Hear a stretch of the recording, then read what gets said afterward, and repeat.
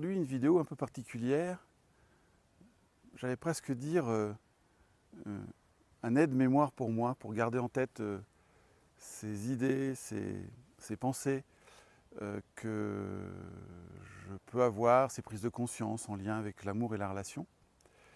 Et puis l'envie de partager pour nourrir vos propres réflexions et éventuellement les lire en commentaire en toute cette vidéo. Depuis longtemps, je m'intéresse à cette idée de l'amour, j'imagine comme beaucoup d'entre vous.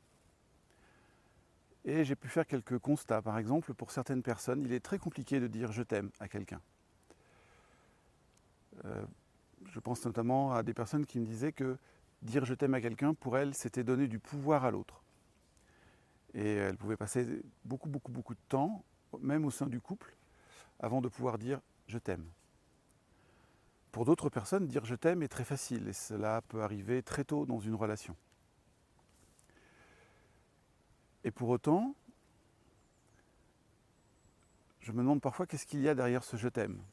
Peut-être que parfois derrière ce « je t'aime », il y a « est-ce que tu m'aimes ?» C'est-à-dire l'attente que l'autre nous valide en disant « oui, moi aussi ». J'observe que des personnes peuvent dire qu'elles aiment et pour autant vont être capables de faire du mal à la personne qu'elles disent aimer. Soit en lui compliquant la vie, soit en l'humiliant, la rabaissant, soit même en la frappant. Il y a même des gens qui tuent, et ce qu'on appelle le crime passionnel. Et du coup, ça me questionne, où est l'amour là-dedans? Je peux observer que parfois, nous disons « je t'aime » en refusant d'être dérangé. C'est-à-dire, je veux bien dire à l'autre que je l'aime, mais je ne veux pas être dérangé dans ma vie. Je ne veux rien changer dans mon mode de fonctionnement. Et parfois, je me demande si mon amour ne se traduit pas par des changements de comportement, alors vis-à-vis de moi et vis-à-vis de l'autre. Tout ce que je vais dire là n'est pas uniquement tourné vers l'autre. Dans le fond, quelle différence entre l'amour et autre chose? Je peux aussi observer que parfois, nous disons « je t'aime » en étant uniquement dans la relation centrée sur nous. Qu'est-ce que je vais pouvoir prendre? Qu'est-ce que je vais recevoir? Qu'est-ce qui m'importe? Alors peut-être que certains sont en train de se dire « ah ben moi j'aime vraiment parce que je suis vraiment très centré sur l'autre ». Et pour moi ça me questionne aussi. Est-ce que c'est de l'amour quand mon attention est uniquement centrée sur l'autre? J'imagine pour moi que c'est quelque chose qui doit englober les deux. Moi, l'autre et les autres, au sens plus large du terme. Pour moi, dans les illusions sur l'amour, il y a aussi l'idée que si j'aime vraiment, et j'ai longtemps cru ça, si j'aime vraiment, alors la relation ne peut que fonctionner. Ça va marcher. D'autres illusions que j'ai pu croiser, c'est s'il y a de l'amour, alors je suis affecté, j'ai des émotions, je suis malheureux quand l'autre n'est pas là, je suis dans la jubilation quand il est là, j'ai de la colère quand on ne peut pas vivre ce que nous voulons vivre. Pour moi, ça serait plus de l'affect que de l'amour. Et puis je vois aussi qu'il y a autour de cette histoire d'amour et de relation des notions de conditionnel ou d'inconditionnel. Et parfois je ne me reconnais pas dans ce que je peux entendre sur ces définitions-là et sur leur présence dans telle ou telle relation, d'amour ou pas d'amour d'ailleurs. Et donc j'ai voulu, moi, amener ma vision, ma définition. L'amour, étymologiquement, c'est amour, amor. Ça veut dire c'est l'âme qui rayonne. Donc, pour moi, c'est quelque chose de plus grand que nous, une énergie qui habite chaque création et qui les relie entre elles. C'est la position la plus élevée de ce que nous sommes, la vibration la plus élevée.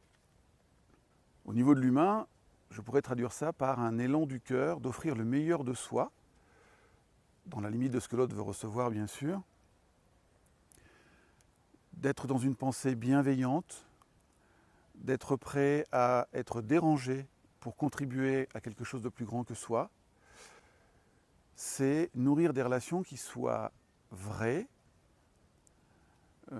authentiques, qui nourrissent le beau, le meilleur de nous, et qui prennent aussi en compte le bien de l'ensemble.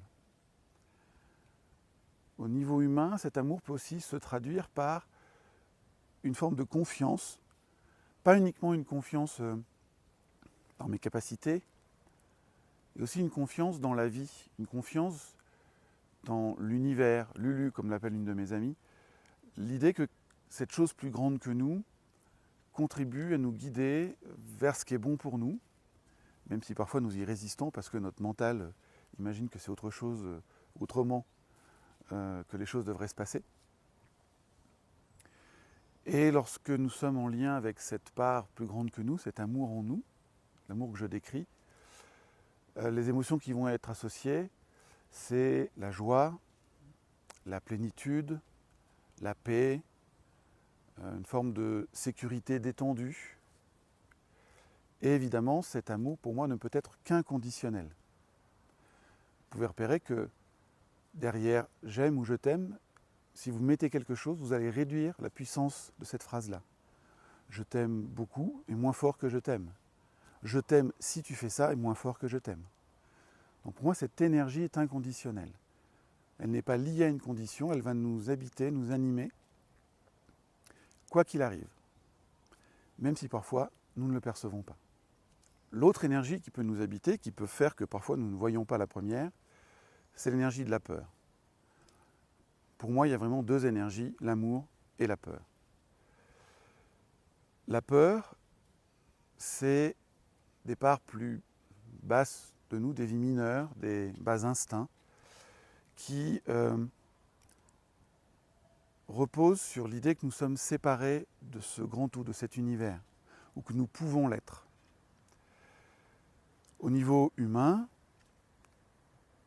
cette peur est liée à notre peur de perdre quelque chose, notre envie de posséder, de contrôler, notre difficulté à nous abandonner au fil de la vie, à ce qui se présente. Et les émotions qui vont être associées, évidemment la peur et tous ses dérivés. Certaines personnes, lorsqu'elles ont peur dans une situation, peuvent basculer dans la colère, par exemple. Les émotions associées peuvent être la tristesse. Tous leurs dérivés, évidemment, toutes leurs nuances. Et une émotion qui, pour moi, est associée à la peur, c'est la jubilation. La jubilation, c'est différent de la joie. Pour moi, la joie, c'est une énergie tranquille. La jubilation, c'est une énergie plutôt agitée. Probablement parce que ce qui est en train de se passer nourrit un besoin chez moi, mais en même temps vient réveiller une blessure, quelque chose de presque vital pour moi. Et je peux être dans cette agitation qu'est la jubilation. La relation, elle, va être conditionnelle. Elle peut être conditionnée à nos élans, quel élan j'ai d'offrir de moi dans cette relation-là. Elle peut être liée au contexte dans lequel cette relation est en train de se développer. Elle peut être liée à la géographie, est-ce que nous vivons à côté ou est-ce que nous vivons loin. Elle peut être liée à notre âge, à nos valeurs, à nos visions du monde. Elle peut être liée à ce que nous avons envie de vivre dans une relation, c'est-à-dire cette fois non pas uniquement ce que j'ai envie d'offrir de moi, mais aussi ce que j'ai envie de recevoir. Et dans cette idée de l'équilibre entre le donner et le recevoir. Et la relation peut du coup être une relation professionnelle, une relation amicale, une relation de couple, une relation parent-enfant, une relation tendre, sensuelle, sexuelle, une relation thérapeutique. Et il y a une infinité de relations possibles, dont toutes n'ont pas forcément un nom et qui sont à créer par rapport à l'élan qui nous porte et le possible du moment. Maintenant, quelle que soit la relation que nous sommes en train de nourrir ou de vivre, la question que je me pose, et c'est plutôt des questions que je vous livre que des réponses, c'est que peut devenir une relation quelle qu'elle soit si elle n'est pas animée par l'amour ? Si une relation, quelle qu'elle soit, est animée par l'amour, qu'est-ce que ça autorise comme type de pensée, de parole, de comportement ? Qu'est-ce que ça interdit ? Qu'est-ce que ça incite à développer ? Et peut-être, si parfois nous ne savons pas trop comment agir dans telle ou telle relation et que nous avons vraiment envie que ce soit au niveau de l'amour, nous pouvons par exemple nous poser la question que se pose un de mes amis, Bernard Steinberg, qui dit, dans certains moments, il se dit « Que ferait l'amour dans cette situation ?» Moi, j'ai une variante que je vous propose aussi, c'est « Si je n'avais pas peur de ce qui pourrait se passer, qu'est-ce que j'aimerais offrir de moi dans cette situation ?» Je vous souhaite de nourrir de plus en plus d'amour inconditionnel dans vos relations et d'arriver à trouver avec l'autre les modes de fonctionnement qui vont vous permettre, chacun, l'ensemble, de trouver votre bonheur. Belle vie à vous, à très bientôt. Au revoir.